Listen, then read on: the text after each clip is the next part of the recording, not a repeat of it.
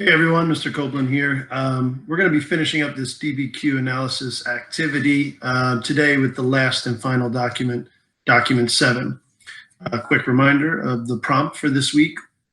It is evaluate the extent to which religious ideas of the Second Great Awakening shaped reform movements in the first half of the 19th century. All right. So up until this point, we've been looking at different movements, big and small, throughout that particular era.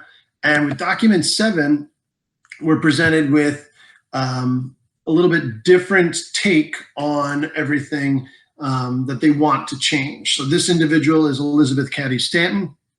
I hope most of you remember that name, as we definitely read an excerpt from the Declaration of Sentiments and Resolutions in class. This is 1848. This is the beginning of the women's rights movement. And one of the key things here when you're breaking this down is keeping the prompt in mind is to what extent is this going to be focused on the religious revival? And to what extent is this a little bit more of a secular argument? And if you think back to one of the DB Quicks we did, I think in period 3, is the founding origins of our country. Is it more secular or religious? And there's tension there because it's a little bit of both. This shows in the same moment when all those other social movements were happening, we have a very different argument in terms of why things need to change, right? So Elizabeth Cady Stanton here with this excerpt is addressing the public, is addressing the meeting that they're having there in Seneca Falls in 1848. And this is the statement of their beliefs, specifically on why women are not being treated as equal citizens as they deserve to be. All right, so we hold these truths to be self-evident, that all men and women are created equal, that they are endowed by their creator with certain inalienable rights, that among these are life, liberty, and the pursuit of happiness, that to secure these rights, governments are instituted deriving their just powers from the consent of the governed. Whenever any form of government becomes destructive of these ends, it is the right of those who suffer from it to refuse allegiance to it and to insist upon the institution of a new government. When a long train of abuses and usurpations pursuing invariably the same object evinces a design to reduce them to under absolute despotism, it is their duty to throw off such government and to provide new guards for their future security. Such has been the patient sufferance of the women under this government, and such is now the necessity which constrains them to demand the equal station to which they are entitled.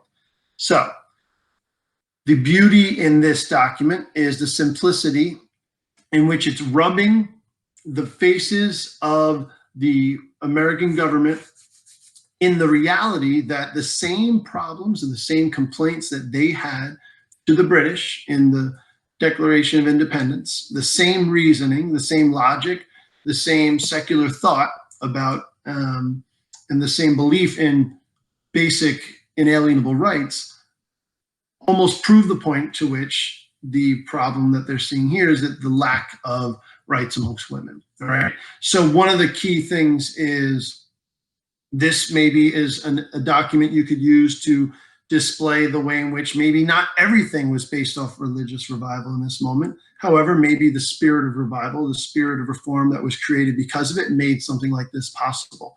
All right, so it depends what you want to feature within your DBQ. But the way in which Elizabeth Cady Stanton makes it very plain, very straightforward, in that you're using the words of the men that you're confronting, you're using their own words against them. All right, so this is Thomas Jefferson and those who signed this declaration, who sent this off to the King of England. All of a sudden, it's the same exact abuses you were complaining about that we are frustrated with as well. Right? And the justification, the social contract theory that the government is put in place to protect the rights of individuals, and the basic belief that you have the right to overthrow the government is represented here if that government is not doing its job, which is to secure the rights instituted by it. So the conclusion of this document simply states the history of mankind is a history of repeated injuries and usurpations on the part of man toward women, having in direct object the establishment of an absolute tyranny over her. To prove this, let facts be submitted to a candid world. So it goes on later on with the Declaration of Sentiments in a list of grievances, very similar to which the colonies brought towards the king. So this is using the foundation of America. It's a challenge. Many other social movements in the future use this same tactic, is that using the words of the Declaration, our founding documents, as well as the Constitution, using the words of those founding documents to prove that we are not living up to those words.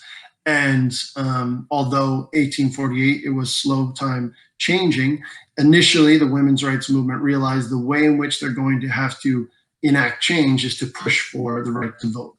And later, 70 years after this is when they finally get the right to vote, roughly. So the key elements of document 7, I would use it as a contrast to maybe some of the more religious documents earlier, to maybe prove that not all movements were perfectly aligned with the Second Great Awakening. And you could also use it to say that maybe the environment that the religious movement of the Second Great Awakening created allowed women to look around and realize maybe this is the opportunity that we can bring up the problems in our society because people are looking to change and improve things. All right. So pretty straightforward document here. The only other thing I wanted to emphasize with this as you're writing your outline for the DBQ is to take a look and read clearly the AP history rubric that they put forth and we posted earlier this week on Google Classroom. And as you can see, it's one point is simply based off a thesis or the claim that you have to focus on for your outline. Contextualization with the ICE documents we've been working all throughout the year with the ICE practices. Introduce and cite with the contextualization. And then evidence, the E is very key. 5 points they're offering up because of evidence. All right, so read through this very carefully. You're only going to have to use 4 documents is the way in which you're going to construct your DBQ. So on your outline, you should have the 4 documents of the 7 you're choosing to use, right? And the last batch is analysis and reasoning. So break down the way in which you're going to confront the prompt, find the evidence that you think works best for you, and list out which document and which how you're going to pair the documents to accentuate your argument. The key thing to look at as you're looking at the way in which this rubric breaks down is read how they decide. It's not simply quoting. We've said all year that quoting a document is not citing it. All right, you have to demonstrate that you understand it. You have to demonstrate that you're using this for what reason. Right? It's not just block quotes and a pat on the back that you know how to cite something and read and write. You have to be able to put it in the proper context, use it for evidence, as Mr. V said earlier this week, just like a trial lawyer would use to prove their point. All right, so reflect on this rubric as you're creating your outline and creating a nice thesis. Use document 7 if you choose to. If not, you can focus on the other documents that we've used throughout the week. All right, I'll talk to you soon. Good luck.